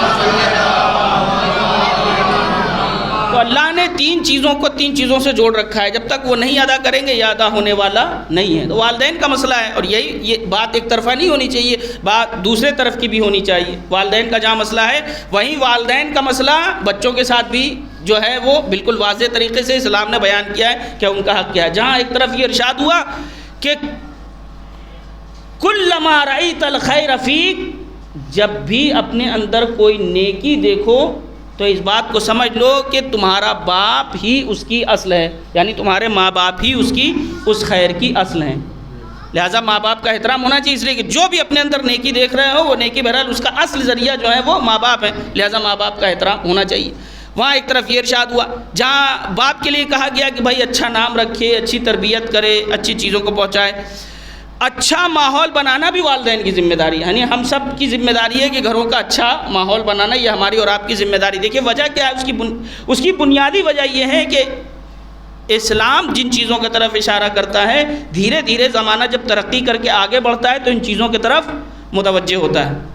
بالکل سامنے کی بات کروں گا جس کو آپ لوگوں نے بھی ملاحظہ کیا ہوگا، اور آپ میں سے اکثر اور بیشتر افراد کے ذہن میں یہ باتیں ہوں گی یا ان کے تجربے میں یہ چیزیں آئی ہوں گی۔ یہ ہمارے لیے المیہ ہے کہ ہم ان چیزوں پر توجہ نہیں کرتے، مگر اسلام نے ان چیزوں کی طرف اشارہ کیا ہے۔ ایک گھر کا نظام کو مرتب کرنے کے لیے دیکھیں، ایک ملک کا نظام، یعنی بعض وہ لوگ جو اس طرح کی باتیں کرتے ہیں کہ عورتوں کو گھر کے کام میں پھنسا دیا اور اس طریقے عورتوں کے حقوق نہیں ادا کرتے، عورت کا کیا یہی کام ہے بچے پالے، وہ کھانا بنائے، اس طریقے کی گفتگو کرتے ہیں، حالانکہ یہ کام مخصوص نہیں عورتوں سے، مگر اس طریقے کے جملے کہے جاتے ہیں۔ تو مجھے حیرت ہوتی ہے کہ ایسے افراد جب ملکی نظام کی باتیں کرتے ہیں تو پھر کیوں کہتے ہیں کہ یہ وزارت داخلہ ہے، یہ وزارت خارجہ ہے۔ یہ وزارت داخلہ خارجہ کیا ہے؟ کہا دیکھیے یہ منسٹری، 2 منسٹریاں ہوتی ہیں، اس سے ہی ملک چلتا ہے۔ کیا مطلب؟ کہا ایک وزارت داخلہ ہوتی ہے، ایک وزارت خارجہ ہوتی ہے۔ وزارت خارجہ اس لیے مطمئن ہو کے عمل کرتی ہے کہ کوئی وزارت ہے جو داخلہ ہے اور اپنا کام کر رہی ہے۔ نہیں، شاید میں اپنی بات نہیں پہنچا سکا۔ یعنی وزارت داخلہ کا مطلب یہ ہے کہ ایک ہوتی ہے انسان کا ودیش، یعنی کسی بھی ملک کو چلانے کے لیے ایک ہوتا ہے ودیش منترالے۔ ودیش منترالے ہوتا ہے نہیں، پورا کا پورا معاملہ ایک عملہ ہوتا ہے کہ جو فورن اسٹریٹجی بناتا ہے کہ بھائی ہمارے بیرونی تعلقات کیسے ہونا چاہیے۔ ایک ہوتا ہے گرہ منترالے، یعنی گھر کے معاملات کو نپٹانے کے لیے غلط منترالے بنایا جاتا ہے۔ تو آپ مجھے انصاف سے بتائیے، کل میں یہ کہنے لگوں بھائی یہ کون سی بات ہے، سارا کام یعنی اس وقت ہمارے کون ہے جو ہے وہ باہر کا منسٹر کون ہے؟ विदेश मंत्री कौन है? अमित शाह है? नहीं भाई, अमित शाह तो रक्षी जो है वो गृह मंत्री हैं। विदेश मंत्री कौन है? जयशंकर। अब मैं जयशंकर साहब के लिए ये कह दूंगा, ये कौन सी बात है? क्या जयशंकर साहब वहाँ बैठ करके क्या घर का काम नहीं कर सकते हैं? ये तो बहुत गलत काम हो गया। जो भी हो, मुझे नहीं पता, जो भी हो, आप ये कहें कि भाई ये तो गलत काम हो गया, उनको तो यहाँ काम करना चाहिए। आप यही तो कहेंगे कि ये कौन सी बात है मौलाना, गृह मंत्रालय में रहने वाला गृह मंत्रालय का काम करेगा, और जो है वो बाहर रहने वाला वो बाहर का काम करेगा, विदेश मंत्रालय वाला विदेश मंत्रालय का काम करेगा। तो जो बातें आपको मुल्की निज़ाम में समझ में आती वो एक घर के निज़ाम में नहीं समझ में आती। घर का निज़ाम भी एक निज़ाम है। तवज्जो चाहता हूँ मेरे अजीज़ों, घर में किचन का काम करना कोई हिकारत का काम करना नहीं है, नस्लों को पालना है। बच्चों, एक मर्द बाहर मुतमईन होकर काम इसलिए करता है कि घर में कोई है जो उसकी जिम्मेदारी निभाने वाली है। मैं तवज्जो चाहता हूँ। और इसी मकाम पे आकर के मैं एक जुमला कहता हूँ कि दुनिया कहती है हर कामयाब मर्द के पीछे एक औरत का हाथ होता है, और कोई साबित कर पाया हो ना कर पाया हो, लेकिन हम कह सकते हैं कायनात के कामयाब तरीन इंसान का नाम अली है, और इस अली के पीछे जिस औरत का हाथ है उसे फातिमा ज़हरा कहते हैं। सलावत भेजिए अज़मत मोहम्मद व आले मोहम्मद। तो ये सब कहने की बातें हैं, ये बहकाने की बातें। हकीकत अमर ये है कि ये घर का निज़ाम आपसी हम आहंगी से चलता है। घर का काम करना, किचन का काम करना कोई नौकरानी का काम करना नहीं होता है, या बाहर का काम करना कोई नौकर का काम नहीं होता है। चूँकि बच्चा एक इन्वेस्टमेंट है, बच्चा लॉन्ग टर्म इन्वेस्टमेंट है। बच्चों की तरबियत एक अमल है, यानी जैसे एक मुल्क का निज़ाम चलाया जाता है वैसे ही बच्चों की तरबियत का भी निज़ाम होता है। जहाँ एक गृह मंत्रालय होता है, एक विदेश मंत्रालय होता है, एक बाहर के काम देखता है, एक अंदर का काम देखता है। तो ये बात समझने की है और ये बात जानने की है कि हमारी और आपकी जिम्मेदारी बनती है कि हम घर का अच्छा माहौल बनाएं। अगर घर का माहौल अच्छा नहीं होगा, यानी हमारे लिए ज़रूरी, मैं आपको बिल्कुल नहीं कर रहा हूँ, मेरे लिए ज़रूरी है कि अगर मेरे बाहर मामला चल रहे हैं, किसी से टेंशन है, किसी ने कुछ कह दिया, तो मैं घर पहुँचने के बाद, घर पे आने के बाद ये ना हो कि मैं पता चला बच्चे पे बरस रहा हूँ, बीवी पे बरस रहा हूँ, घर की सारी टेंशन जो निकल रही है, बाहर की सारी टेंशन जो निकल रही है, सारी फ्रस्ट्रेशन जो निकल रही है, वो घर के अंदर निकल रही। ये नहीं होना चाहिए। क्यों नहीं होना चाहिए?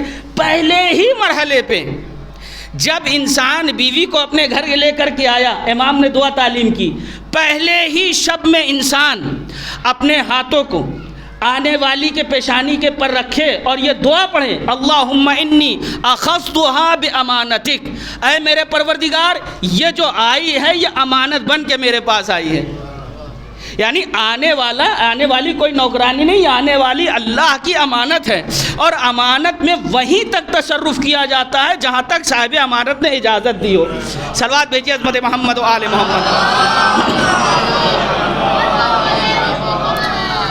तो घर का निज़ाम बनाना, और मैं ये अपने छोटे भाइयों से कह रहा हूँ, देखिए मैं फिर कह रहा हूँ कि ये मेरा खिताब जो है अपने छोटे भाइयों से, यकीनन हमारे बुज़ुर्गान का लुत्फ़ एहतराम है कि वो इस मजलिस में आते हैं, अपनी दुआओं से नवाजते हैं, लेकिन आप लोगों को ख़ास तौर से मैं कह रहा हूँ, बाहर टाइम बर्बाद करने से बेहतर है अपने घरों में वक्त दीजिए।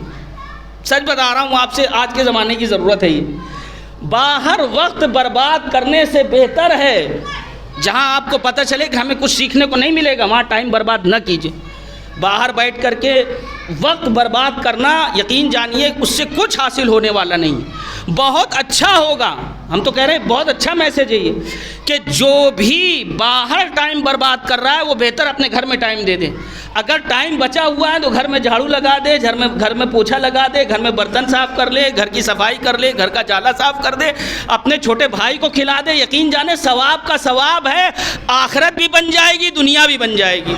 सलवात भेजिए अज़मत मोहम्मद व आले मोहम्मद। दुनिया भी बन जाएगी और आखिरत भी बन जाएगी। अपना वक्त ना ख़राब करें।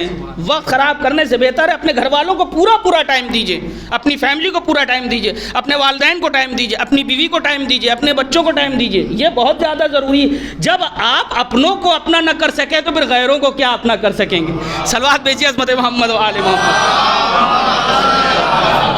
काबिल गौर है ये मसला। आप देखें तो घर में अच्छा माहौल बनाने के लिए इरशाद हुआ कि घर का माहौल अच्छा बनाए। मैंने आपसे बताया चूँकि घर का प्रोडक्शन है बच्चों को निकलना है, लिहाजा जब माहौल ही अच्छा नहीं होगा तो अच्छे बच्चे उस घर से नहीं निकलेंगे। ये बिल्कुल सबकी, हमारी और आपकी सबकी जिम्मेदारी घर का माहौल अच्छा करना। और आप देखिए کہ یہ جو ارشاد ہوا کہ جب بچہ کچھ بات کر رہا ہو تو اس بچے کی بات کو کاٹا نہ جائے، غلط ہی کر رہا ہو، یعنی چھوٹا بچہ جب آپ سے ہم کلام ہو آپ سے تو اس کی بات کو پوری طریقے سے سنیے، وہ صحیح کہہ رہا ہو یا غلط کر رہا ہو، پہلے اس کی پوری بات کو سن لیجئے تاکہ اس کے اندر ایک شعور پیدا ہو جائے کہ دوسروں کی باتوں کو کاٹا نہیں جاتا، پھر بعد میں آپ حکمت سے اس کو متوجہ کر دیں۔ اب دیکھیے دنیا ابھی اس چیز کو دھیرے دھیرے سمجھی ہے، یہ ابھی بہت زیادہ آپ کو نہیں ملے گا کہ بہت مؤخر ہو یہ چیز، ابھی حال کے ہی برسوں سے یہ نظام شروع ہوا ہے، کوئی بہت پہلے کے نظام نہیں تھا، لیکن یہ اس نظام کو انگریزوں نے بنایا اور یہ دھیرے دھیرے کرسچن مشنری جو اسکول ہیں وہاں پر یہ باقاعدہ نظام رائج ہے۔ مجھے نہیں پتہ فتح پور میں ہے نہیں، لیکن بڑے بڑے شہروں میں باقاعدہ ہے۔ کسی بڑے اسکول میں داخلے کے لیے جائیے، کسی بڑے اسکول میں داخلے کے لیے، کانوینٹ اسکول میں جہاں جھوا بھر کے آدمی جو ہے وہ فیس دے رہا ہے، آپ جائیے انٹرویو کے لیے جائیں، ایک تو جلدی ایڈمیشن نہیں ہے، بڑی مشکل سے ایڈمیشن ہوا بھی، نام آیا بھی، تو اب بچوں کا نہیں، بچوں کے داخلے سے پہلے والدین کا انٹرویو ہوتا ہے۔ اماں ابا کہتے ہیں زندگی بھر نہیں پڑھا، بچے کے لیے پڑھنا پڑ رہا ہے۔ صلوات بھیجیے عظمت محمد و آل محمد۔ کیوں؟ کہا دیکھیے پڑھائی لکھائی تو الگ بات ہے، پڑھائی لکھائی بھائی اگر یہ بتائیے کہ اگر اتنا ہی بچہ ہمارا پڑھا لکھا ہے تو ہم اسکول میں داخلہ کیوں کرائیں؟ اسکول میں داخلہ کیوں کرائیں؟ اسکول والے جانتے ہیں پڑھائی لکھائی ایک طرف، لیکن پڑھائی لکھائی سے زیادہ جو چیز اہمیت رکھتی وہ تربیت ہے، وہ سنسکار ہیں۔ اگر سنسکار اچھے نہ ہوں تو یاد رکھیے گا کہ پھر ایک انسان اچھا سائنٹسٹ تو ہو سکتا ہے، ایک انسان ممکن ہے کہ اچھا سائنٹسٹ بن جائے، اچھا ڈاکٹر بن جائے، مگر ایک انسان اچھا انسان نہیں بن سکتا۔ بات غور کریے گا، جس انجینئر کے اندر ایک اچھا انسان نہ ہو وہ انجینئر نہیں ہوتا اسلام کی نگاہ میں، جس ڈاکٹر کے اندر ایک انسان پنہا نہ ہو وہ ڈاکٹر نہیں ہوتا۔ تو یہ بہت زیادہ ضروری ہے کہ انسان پہلے اپنے گھر کا ماحول بنائے، اور اسی لیے یہ نظام کا مطلب ہی یہ ہے کہ پہلے ماں باپ کا انٹرویو ہوگا، ماں باپ کو دیکھا جائے گا، ان کی بات چیت ایک بار نہیں کئی بار، اور اس پہ بھی اکتفا نہیں ہے بلکہ اب یہ ہوتا ہے کہ اسکول کے کچھ نمائندے گھر آتے ہیں، جی جو اچھے اسکول ہیں، بڑے بڑے اسکول ہیں، وہ اپنے نمائندے بھیجتے ہیں گھر۔ کیوں بھیج رہے ہیں؟ وہ گھر آتے ہیں، کچھ ٹائم اسپینڈ کرتے ہیں، کیوں؟ کہا ہو سکتا ہے یہاں آ کر کے کوئی صاحب بن ٹھن کے آئیں اور کچھ یاد کر کے آ جائیں، کچھ سیٹنگ ہو گئی ہو، لہٰذا گھر جاؤ اور گھر جا کے ماحول دیکھ کر کے آؤ۔ مجھے توجہ چاہیے، گھر جا کے گھر کا ماحول دیکھ کر کے آؤ۔ یہ اسکول والے کیوں کر رہے ہیں بھائی؟ آپ کو فیس دی جا رہی ہے، آپ کو جو ہے باقاعدہ طور سے ڈونیشن دیا جا رہا ہے، آپ کو فیس دی جا رہی ہے، سارے مسائل ہیں، پھر یہ بات کیوں ہے کہ آنے کے بعد والدین کا انٹرویو، پھر گھر آ کر کے ماحول دیکھنا؟ توجہ چاہتا ہوں میں، اس لیے کہ اسکول والے جانتے ہیں ہماری ذمہ داری پڑھانا ہے، اچھا انسان بنانا، یہ گھر والوں کی ذمہ داری ہے۔ صلوات بھیجیے عظمت محمد و آل محمد۔ یہ ٹیکنالوجی رکنے والی نہیں ہے، ٹیکنالوجی تو اور بڑھتے سے بڑھتی چلی جائے گی، اور یہ ٹیکنالوجی اتنی بے وفا ہے کہ اگر اس ٹیکنالوجی پہ ہی ڈیپینڈ ہو گیا انسان پوری طریقے سے اور رشتوں کا لحاظ نہ کیا تو انسان اور جانور کا جو فرق ہے یہ ختم ہو جائے گا۔ ٹیکنالوجی ترقی کرے گی، انسان ترقی کرے گا، انسان کے پاس عقل ہے وہ ترقی کرے گا، لیکن اس ترقی پہ کمندے ڈالنے کا نام دین ہے۔ اگر کوئی چاہتا ہے کہ یہ ترقیات اپنے دائرے میں رہے اور انسانیت پامال نہ ہو تو پھر اس کا دیندار بننا ضروری ہے، چونکہ دین کا کام یہی ہے کہ آپ دیکھیں نا، بالکل سامنے کی باتیں، آپ مجھے انصاف سے بتائیے کہ یہ جو ہتھیار بن رہے ہیں، جن ہتھیار کو بنانے کے بعد دنیا کو ڈرایا جاتا ہے، یہ ہتھیار لے کے کوئی فرشتے تو آئے نہیں ہیں انسان کے پاس، یہ انسان نے ہی تو بنایا ہے، یا فرشتے لے کر کے آئے انسان کے اوپر؟ نہیں، انسان نے بنایا ہے۔ اسی ہتھیار سے انسان نے دنیا میں تباہی کی ہے، نہیں کی ہے؟ آپ دیکھیے بڑے بڑے ملک تباہ ہو گئے، آج تک وہ بیچارے اس کے اثرات جھیل رہے ہیں، جن ممالک میں یہ ہتھیار کا استعمال کیا گیا، ہیروشیما ناگاساکی آپ نے پڑھا ہی ہوگا، یا اس کے علاوہ آج بھی آپ دیکھ لیجئے جہاں جہاں بھی کیمیکل ہتھیار استعمال ہوئے ہیں وہاں کے حالات کیا ہیں؟ بہت اچھے نہیں، نہ آپ سے پنہا ہے، نہ ہم سے پنہا ہے، نہ آپ سے پوشیدہ ہے، نہ ہم سے پوشیدہ ہے۔ یہ سارے مسائل اسی لیے ہمارے اور جب ہم اور آپ دعا پڑھتے ہیں تعقیبات نماز میں، خاص طور سے نماز ظہر کی جو دعا ہے اس میں یہ اللہم انی اعوذ بک من علم لا ینفع، اے میرے پروردگار میں اس علم سے تیری پناہ چاہتا ہوں جس علم کا کوئی فائدہ نہیں۔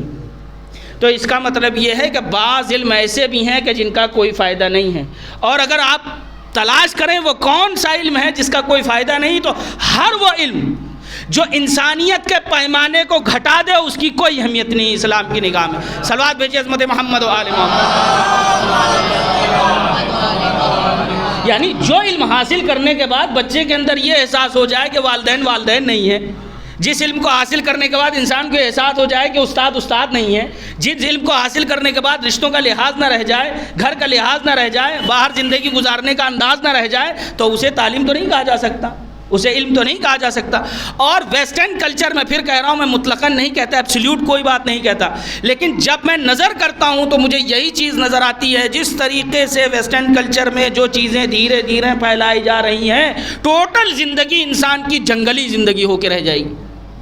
ایک صلوات بھیجیے عظمت محمد و آل محمد۔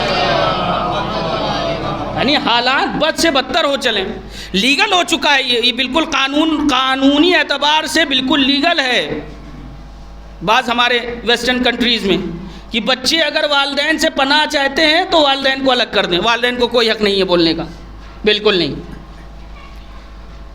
آپ مجھے بتائیے کہ یہ ترقی کی جس رفتار سے یہ دنیا جا رہی ہے، اگر یہی قانون بنتے رہے، اس طریقے کے قانون بنتے رہے، تو اس کا نتیجہ کیا ہوگا؟ میں نے کسی مجلس میں عرض کیا تھا، قانون بنانے میں سب سے بڑا دخل کرامت انسانی کا ہونا چاہیے۔ اگر کرامت انسانی ملحوظ خاطر نہیں ہے تو یاد رکھیے ہم نسلوں کو محفوظ نہیں کر پائیں گے۔ اگر ایسے ہی قانون بنتے رہے تو اس کا نتیجہ کیا ہوگا؟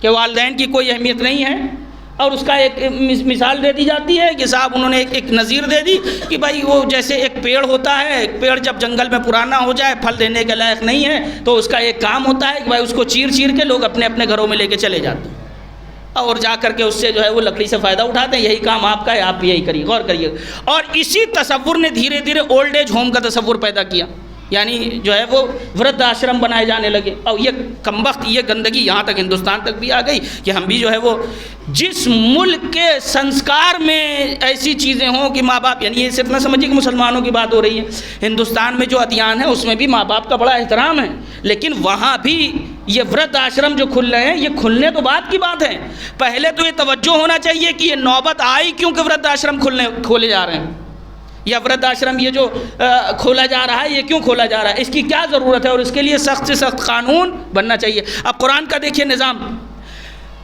آیت کیا کرے، اما یبلغن عندک الکبر احدہما او کلاہما۔ قرآن نے دیکھیے کیا خوبصورت اشارہ کیا، قرآن 1400 سال پہلے آپ سے گفتگو کر رہا ہے، کیا کہہ رہا ہے، وَقَضَىٰ رَبُّكَ أَلَّا تَعْبُدُوا إِلَّا إِيَّاهُ وَبِالْوَالِدَيْنِ إِحْسَانًا۔ اللہ کا نہائی فیصلہ یہ کہ عبادت صرف اس کی ہوگی اور اپنے والدین کے ساتھ احسان کرو۔ اما یبلغن عندک الکبر، اور جب وہ تمہارے پاس بوڑھے ہو جائیں، ایک بوڑھا ہو جائے یا دونوں بوڑھے ہو جائیں، فلا تقل لہما اف، دیکھو اف نہ کرنا۔ قرآن کی بلاغت دیکھیے، قرآن نے کہا بڑھاپے میں جب وہ تمہارے سن رسیدہ ہو جائیں تو ان پر اف نہ کرنا، چونکہ اف اسی موقع پر نکلتی ہے، اف انسان سے اسی موقع پہ نکلتی کہ کہاں یہاں وہاں کی اڑا رہے ہیں۔ بھائی بچپنوں میں انہوں نے بھی ہماری اڑائی ڈکائی برداشت کی ہے، تو ہماری بھی ذمہ داری اڑائی ڈکائی برداشت کرنا۔ صلوات بھیجیے عظمت محمد و آل محمد۔ یعنی دونوں پہنچ جائیں یا ان میں سے کوئی ایک سن رسیدہ ہو جائے تو خبردار ان کو اف نہ کہنا، ان کو جھڑکنا نہیں، اور نہ صرف یہ کہ جھڑکنا نہیں بلکہ ان کے ساتھ نرم لہجے میں گفتگو کرنا۔ اب قرآن کی بلاغت دیکھیے، دنیا آج اولڈ ایج ہوم کا تصور پیدا کرتی ہے، اور کچھ سو کالڈ لوگ جو اپنے آپ کو کہتے ہیں ہم اسلامک اسکالر ہیں، اللہ جانے کہاں سے پڑھ لکھ کر کے ہیں مجھے نہیں پتہ، ٹی وی پہ آتے ہیں، اس پہ آ کر کے بولتے ہیں، وہ کہتے ہیں کہ اسلام نے بھی اس کا کوئی وہ خاص اشارہ نہیں کیا ہے اولڈ ایج ہوم کا تصور اسلام میں، چونکہ ایسا کوئی ضروری نہیں ہے، اگر بنانا آپ چاہیں تو اسلام میں بھی ممانعت نہیں ہے۔ عزیزان محترم، قرآن نے اشارہ کیا، قرآن نے کہا عندک الکبر، جب تمہارے پاس رہتے رہتے والدین بوڑھے ہو جائیں۔ اندکا کی قید یہ بتا رہی ہے کہ اسلام یہ چاہتا ہے کہ جس طریقے سے والدین بچوں کو جدا نہیں کرتے، بچوں کی بھی ذمہ داری ہے والدین کو جدا نہ کریں۔ صلوات بھیجیے عظمت محمد و آل محمد۔ اپنے ساتھ رکھیں. ہر آدمی کی اپنی حدود ہیں, ان حدود کا خیال رکھیں. اگر ان حدود کا خیال رکھیں تو رشتے پامال نہ ہو. میں عرض یہ کر رہا تھا گھر کا ماحول بنانا یہ ہماری اور آپ کی ذمہ داری بنتی, گھر کا ماحول بنا. اسی لیے یہ نظام قائم ہے آج بھی کہ باقاعدہ طور سے اسکول سے افراد آتے ہیں, آنے کے بعد پیرنٹس کا جائزہ لیتے ہیں, کیسے ہیں ان کی بول چال کہتی ہے, ان کا رکھ رکھاؤ کیسا ہے, ان کا اٹھنا بیٹھنا. اور یقین جانے اچھے بچے پڑھنے میں جو ذہین ہوتے ہیں, گھر کا ماحول اگر اچھا نہیں تو اسکول والے ایکسیپٹ نہیں کرتے. کیوں نہیں کرتے؟ وجہ کیا ہے؟ اس کی وجہ کیا لیتے ہیں؟ اس کی وجہ یہ ہے کہ یہ بچہ ہمارے اسکول میں آئے اور دوسرے بچوں کے ساتھ بیٹھے گا. جب دوسرے بچوں کے ساتھ بیٹھے گا تو اس کے چکر میں دوسرے بھی خراب ہو جائیں گے. تو جو فرما رہے ہیں اس کے چکر میں دوسرے بھی خراب ہو جائیں گے. اس کی بول چال کی وجہ سے اسکول کی ریپوٹیشن, دوسرے بچے خراب ہوں گے. یہ خراب بولے گا تو نتیجہ ہے کہ دوسرے بچے بھی خراب بولیں گے.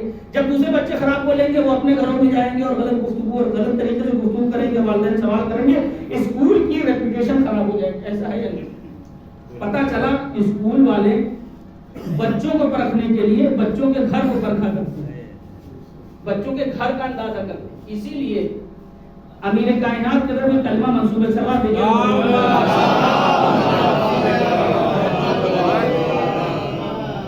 ارشاد ہے کن لولدک ما اردت ان یکون لک, اپنے بیٹے کے لیے ایسے ہو جاؤ جیسے تم ان کو آئندہ دیکھنا چاہتے ہو.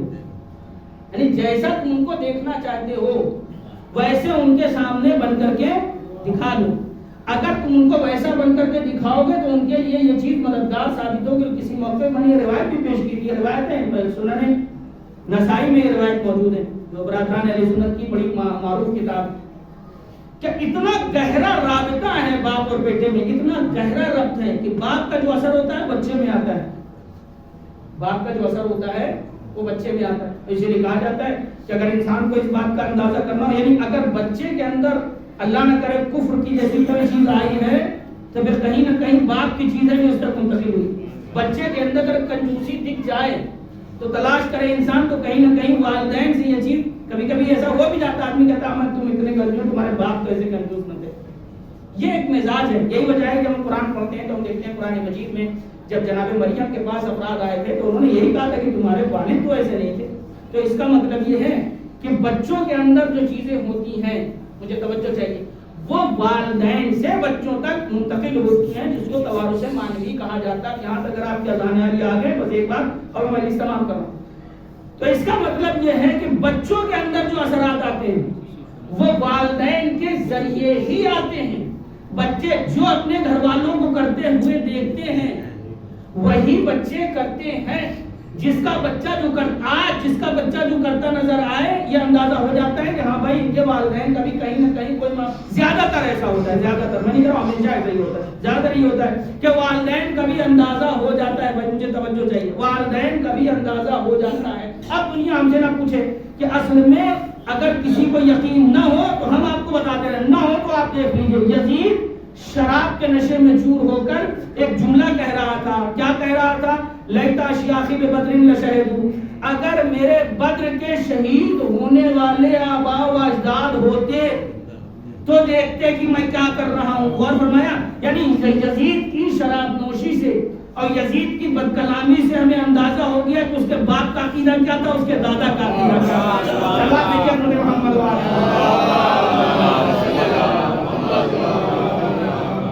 باپ دادا کے عقیدے بھی کھل جاتے ہیں بچوں کے عمل سے, باپ دادا کے معاملات کھل جاتے ہیں بچوں کے عمل سے. تو گھر کا ماحول اچھا کرے, گھر کا ماحول اچھا ہوگا تو اچھے بچے سامنے آئیں گے معاشرے کے سامنے. اور یہی وجہ ہے کہ ہم نے دیکھا, یعنی ہم جو ذکر کرتے ہوئے اہل بیت علیہ السلام کا ذکر کرتے, میں نے کسی مجلس میں اشارہ بھی کیا تھا, یہاں بھی دل کر رہا ہے, مجھے اچھا لگا تھا, ایک کچھ چیزیں ذہن میں آتی ہیں, عرض کر دوں, یہاں بھی عرض کر دوں, آپ بھی محسوس ہو لیجیے. یہ جو میں نے آپ سے ذکر کیا نا بچوں کا معاملہ, بچوں کا بہت زیادہ اہمیت ہے, یہ بڑا گہرا ربط ہے. ہم جو آپ بیٹھ کر کے خاص طور سے ذکر کرتے ہیں امام حسن, امام حسین اور دیگر شہزادوں کو, یوں ہی تھوڑی کرتے ہیں. دنیا رفتہ رفتہ ان چیزوں کو سمجھتی ہے, ہم بہت پہلے سے ان چیزوں کو سمجھے ہوئے. میں مثال دیا, میں نے کچھ عرصے پہلے کہیں پہ مثال دی, مجھے یاد نہیں آ رہا کہاں دی, یہاں بھی دے رہا ہوں لیکن ٹائم ہو گیا. یہ ابھی الیکشن پیریڈ ہے, میں دیکھ رہا ہوں, آپ نے بھی اپنی آنکھوں سے دیکھا ہوگا, جگہ جگہ پوسٹر جو ہے وہ لگے ہوئے, فلیکس لگے ہوئے, بینرز لگے ہوئے. کیا لگے ہوئے ہیں اس میں؟ بچوں کی تصویریں لگی ہوئی. ان بچوں کی تصویریں لگی ہوئی ہیں جو ووٹ بھی نہیں دے سکتے. چھوٹے چھوٹے بچوں کی تصویریں لگی، دیکھا ہے نا آپ نے؟ یہ کیوں لگی ہوئی ہیں؟ آپ مجھے بتائیے اس سے کیا ہو رہا ہے؟ یعنی 2023 کے الیکشن تک آتے آتے لوگ یہ سمجھے کہ یہ بھی ایک طریقہ ہے. گھروں کے بچوں کا ذکر کیا جاتا ہے تاکہ گھر کے بڑے راضی ہو جائیں. یعنی یہ بھی ایک محبت کا پہلو ہے. یہ دیکھیے کوئی چیز بغیر اللہ کی نہیں ہوتی. کچھ چیزیں دھیرے دھیرے آپ کو سمجھ میں آئیں گی کہ یہ ہمارے یہاں بعض چیزیں کیسے ہونے لگی. یہ مجلسوں سے آپ کا لگاؤ اتنا زیادہ کیوں ہے؟ یہ محفلوں سے آپ کا لگاؤ کیوں ہے؟ یہ زری سے آپ کا لگاؤ کیوں ہے؟ یہ تابوت سے آپ کا لگاؤ کیوں ہے؟ ہر چیز کی ایک وجہ ہوتی ہے. آپ کی جو فلیکس میں دیکھ رہے ہیں اور فلیکس میں چھوٹے چھوٹے بچوں کی تصاویر ہیں، یہ کیوں ہے؟ کہا یہ سامنے والا جو بھی یعنی الیکشن میں کھڑا ہونا چاہتا ہے وہ یہ بتانا چاہتا ہے کہ اس بچے، یہ جتنے بھی بچے ان کے بڑے ہمارے ساتھ ہیں. تو اس کا مطلب یہ ہے کہ بچوں کا ذکر کر کے یہ بتایا جاتا ہے کہ بڑے ہمارے ساتھ ہیں. اب تو دنیا ہم سے نہ پوچھے کہ تم حسنین کا ہی ذکر کیوں کرتے ہو، علی کا ہی ذکر کیوں کرتے ہو. ہم اہل بیت کا ذکر اس لیے ہی کرتے تاکہ دنیا سمجھ لے رسول ہمارے ساتھ ہے، علی ہمارے ساتھ ہے، فاطمہ ہمارے ساتھ ہے. ان سب کا خالق اللہ رب العزت ہے.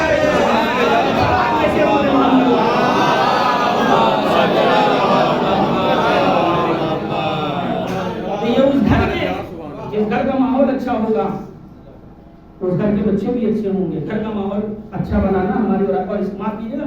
اس کا تعلق پیسے سے نہیں ہے، اس کا تعلق ثروت مندی سے نہیں ہے. ایک سے ایک افراد گزرے ہیں جنہوں نے فقر و فاقہ میں زندگی گزاری ہے، مگر فقر و فاقہ ہونا ایک الگ چیز ہے، ذلیل ہونا ایک الگ چیز ہے. دو الگ الگ چیزیں، ان دونوں کو ایک نہیں کرنا چاہیے. اور ہمارے لیے خوش قسمتی یہ ہے کہ والدین کے ذریعے ہم تک جو چیز منتقل ہوئی ہے وہ ہوئی ہے شریفوں کے ساتھ محبت کرنا. یہ اللہ کی بہت بڑی نعمت ہے جو ہمارے اولاد کی شامل ہے. اسی لیے فرمایا کہ کل ولادہ یعنی پاک طیب و طاہر ولادت اللہ کی نعمتوں میں عظیم نعمت ہے. اور والدین کی دی ہوئی نعمتوں میں ایک بڑی نعمت جو ہے وہ یہ بھی پاک و پاکیزہ مولد اور پاک و پاکیزہ. یہی وجہ ہے کہ یہ جو ہمارا اور آپ کا سلسلہ ہے سال ثواب کا، یہ اسی بات کی نشاندہی،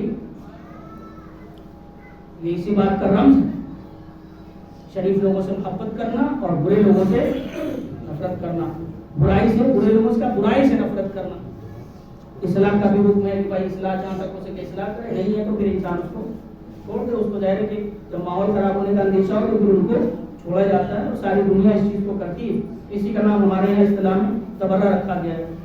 مختصر کر رہا ہوں اپنی بات کو، کہتے ہوئے کہ والدین کا بڑا احسان اور بڑا لطف ہوتا ہے بچوں کو. اسی لیے قرآن مجید نے اشارہ جو کیا ہے وہ والدین سے متعلق بہت ہی زیادہ احترام کا حکم دیا.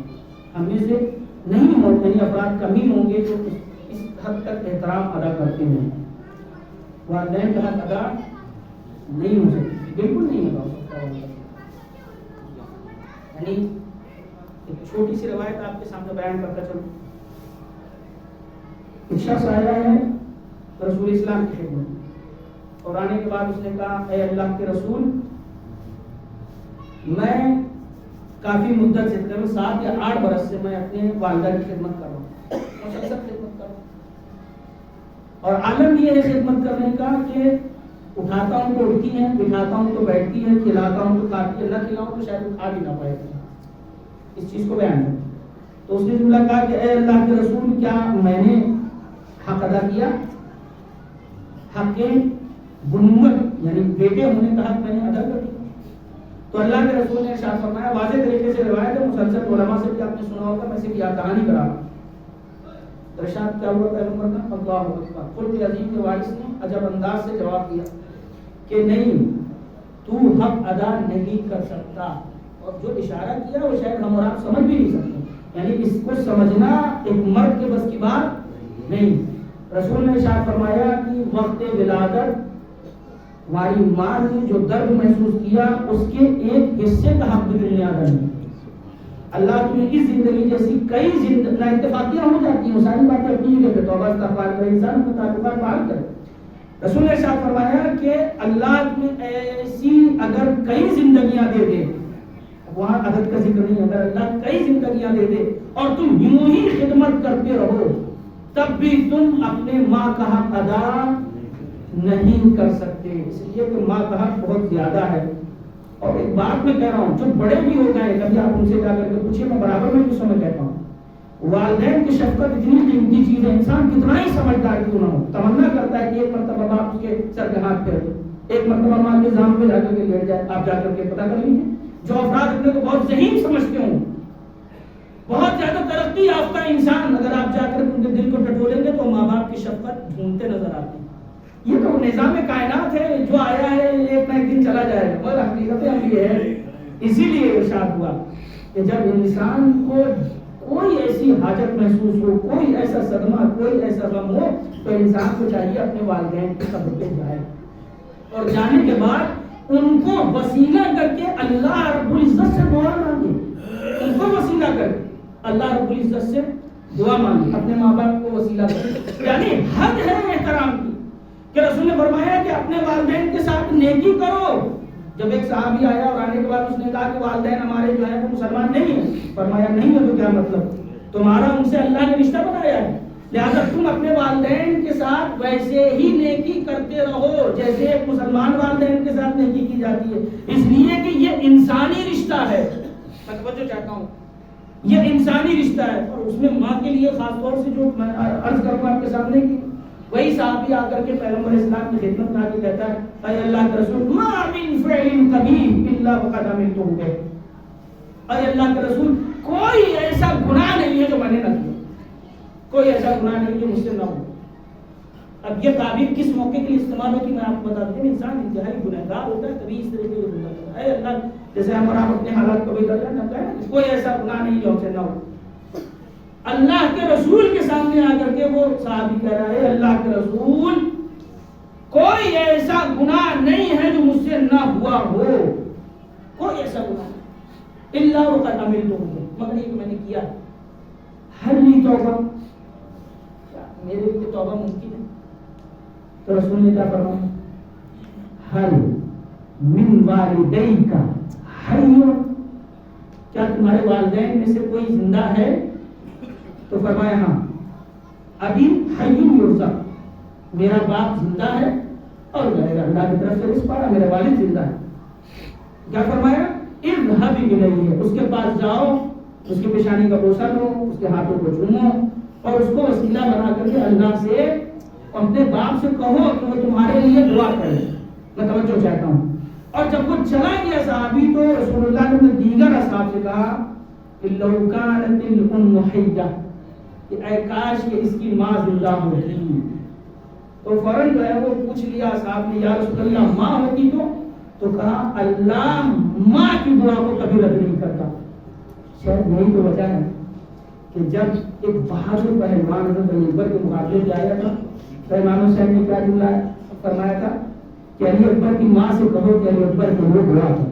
اللہ اکبر، کتنا سخت مرحلہ رہا ہوگا جب امام حسین نے اتنے لائق فائق بیٹے کو اپنے سے رخصت کیا ہوگا، اس کو ہم اور آپ ہم شکل پیغمبر علی اکبر کہتے ہیں۔ درجے میں والدین کی عظمت کو بیان کر رہا تھا، لیکن جناب علی اکبر کو پڑھنے کے بعد، یعنی کربلا تو ایک مرحلہ ہے، جناب علی اکبر کی 18 برس کی زندگی جو بیان کی جاتی ہے مثال کے طور پر، اگر ہم اس کو جا کر کے پڑھیں گے تو محسوس ہوتا ہے کتنا لائق فائق بیٹا تھا۔ شیخ عباس رحمۃ اللہ تعالی علیہ نے لکھا کہ جب بھی جناب علی اکبر کے پاس امام حسین آ جاتے تھے تو کھڑے نہیں، فوراً اپنی جگہ سے کھڑے ہو جاتے تھے، نظروں کو جھکا لیتے تھے، یعنی جو قرآن کا حکم ہے وہ ساری چیزیں انجام دیتے، شانوں کو جھکا لیتے تھے، اپنے شانوں کو جھکا لیتے تھے، بیٹھے ہیں پیر سمیٹ کے فوراً کھڑے ہو جاتے تھے، اپنی نگاہوں کو نیچے کر لیتے تھے۔ یہ ادب ہے ایک لائق فائق بیٹے۔ میں وہ مسائل جو آپ سنتے رہتے ہیں وہ نہ پڑھ کر کے میں یہ گوشہ ہے احترام بھی ہے اور دیکھیے مصیبت بھی ہے جناب علی اکبر، اس کے طرف میں اشارہ کروں جس کے طرف شیخ عباس نے اشارہ کیا۔ شاید فرمایا کہ جب جناب علی اکبر میدان قتال کی طرف جانے لگے تو عجیب جملہ امام حسین نے ارشاد فرمایا، وہ آپ نے بھی سنا ہوگا کہ جب جانے لگے تو ایک جملہ کہتا ہے بیٹا جب تک تمہارا میرا سامنا رہے منہ موڑ کے دیکھتے رہنا۔ یہ محبت تھی ایک بیٹے کی باپ کے دل میں، یہ تو اپنی جگہ تھی، پھر اس کے بعد جب جناب اکبر جانے لگے میدان قتال میں تو دیکھا کہ محسوس کیا کہ جیسے کوئی لڑکھڑاتا ہوا آ رہا ہے.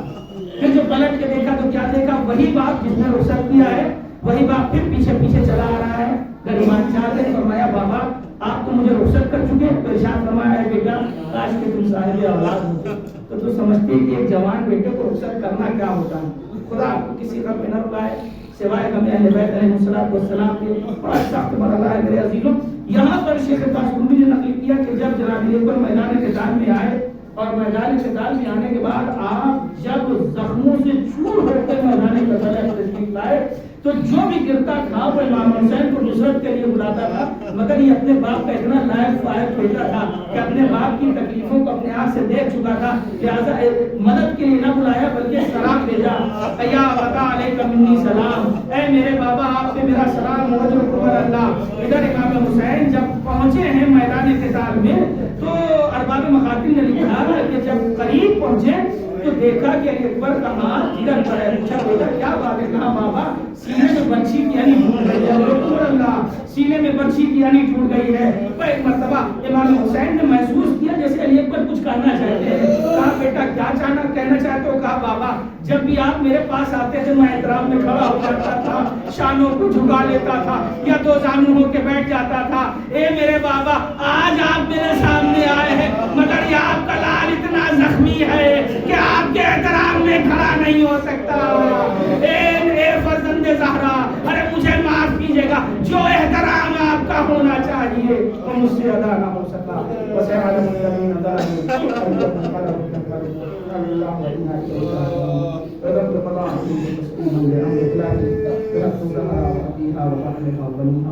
وسر المستوى فيها والعدد الذي ما احاط به رضي الله واسطہ مولا محمد کا ہماری سبات قبول فرما. فرنا جان نشیان حیدر کرار جان مال عزت عبد مدد فرما. اے الہی مرحومین کے سارے ثواب کے لیے منظور وفا دیا ہے, ان کے درجات کو بلند فرما, ان کے گناہ صغیرہ و گناہ کبیرہ کی مغفرت فرما. اللہ ہم سب کے گناہوں کی مغفرت فرما. پروردگار ہمارے تمام مرحومین کے درجات عالی فرما. بارے اللہ سب کو صحیح معنی نصیب رکھے. حضرت علیہ السلام بچنے کی توفیق عنایت فرما. ہمارے ملک کی سرحدوں کی حفاظت فرما. ہمارے ملک کے امن و امان کی حفاظت فرما. بارے اللہ کے واسطہ محمد علیہ السلام کا ہمارے جوانان کو دنیا و آخرت کی تمام سعادتیں نصیب فرما. بارے اللہ کے واسطہ محمد علیہ السلام کو مقبول ہدایت سے ان کے قلب کو بدا فرما. تو بیمار ان کو شفا کامل و عاجل عنایت فرما. بارے اللہ کے واسطہ محمد علیہ السلام کا بارے امام کی ظہور کی تعظیم فرما. ان کے صحابہ و اعوان میں سب کا شمار فرما. مزید مرتبہ قرآن کی مرتبہ صلی اللہ فرما کر سید علی عباس بن سید غلام علی ہاشم نسرین رضوی بنت سید سلطان حسین رضوی اور جملہ مرحوم خاندان مومنین مومنات کی ارواح طیبہ کو احسان کریں. یا حسین یا حسین یا حسین یا حسین یا حسین یا حسین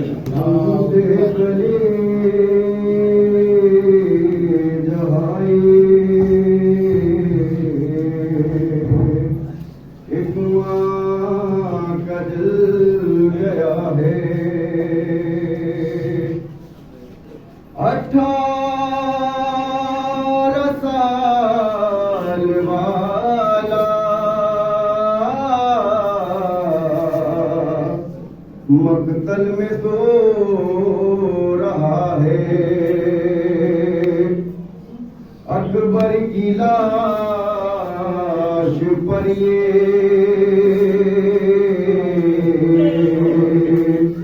لیلا کمر دیا ہے. دکھلا تو میرے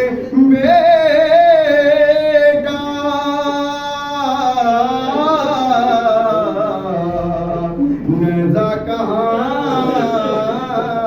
لگا ہے.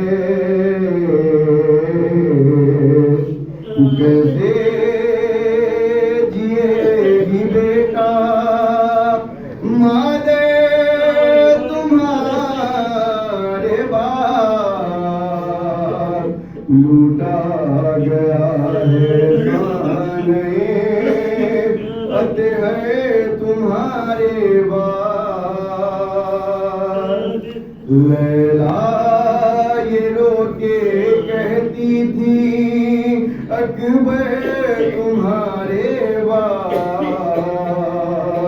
लूटा गया है खानयत है तुम्हारे बाद।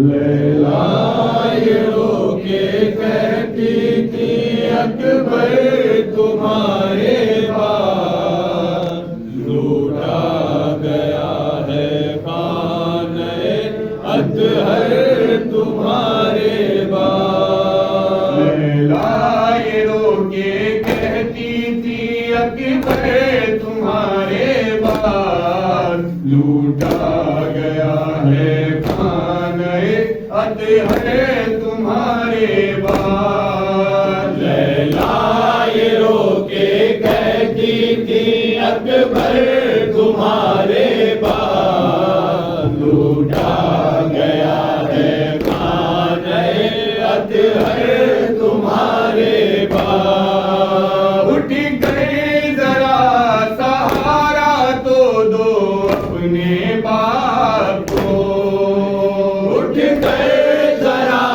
सहारा तो दो अपने बाप को, उठ गए जरा सहारा तो दो अपने बाप को। खाते हैं रंग में ठोकरें सर बड़े तुम्हारे बाद, लूटा गया है खानयत है तुम्हारे बाद। लैला ये रो के कहती थी अकबर तुम्हारे बाद, लूटा गया है खानयत है तुम्हारे बाद। बरछी लगी जिगर में नजर है धुआं धुआं, बरछी लगी जिगर में नजर है धुआं धुआं, बरछी लगी जिगर में नजर है धुआं धुआं। मिटने लगी है शक्ले पैगंबर तुम्हारे बाद, लूटा गया है खानयत है तुम्हारे बाद। लैला ये रो के कहती थी अकबर तुम्हारे बाद, लूटा गया है खानयत है तुम्हारे बाद। आया है जिसने नाज से 18 साल तक, आया है जिसने नाज से 18 साल तक, आया है जिसने नाज से 18 साल तक। सर पीटती है ज़ैनबे मुझसे तुम्हारे बाद, लूटा गया है खानयत है तुम्हारे बाद। लैला ये रो के कहती थी अकबर तुम्हारे बाद, लूटा गया है खानयत है तुम्हारे बाद। सेहरा न बांध पाई कदा तुमको आ गई, सेहरा न बांध पाई कदा तुमको आ गई, सेहरा न बांध पाई कदा तुमको आ गई।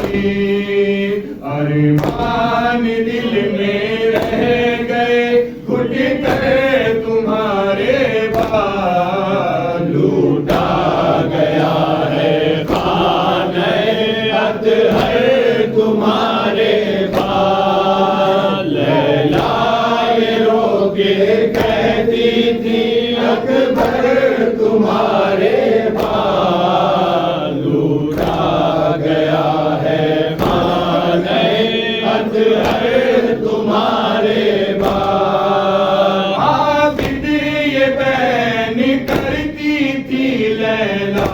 کی بے کسی عابد یہ بین کرتی تھی لیلا کی بے کسی عابد یہ بین کرتی تھی لیلا کی بے کسی اکبر کسے کہوں گی میں اکبر تمہارے بعد لوٹا گیا ہے خانہ اکبر تمہارے بعد لیلا یہ رو کے کہتی تھی اکبر تمہارے بعد لوٹا گیا ہے خانہ اطہر تمہارے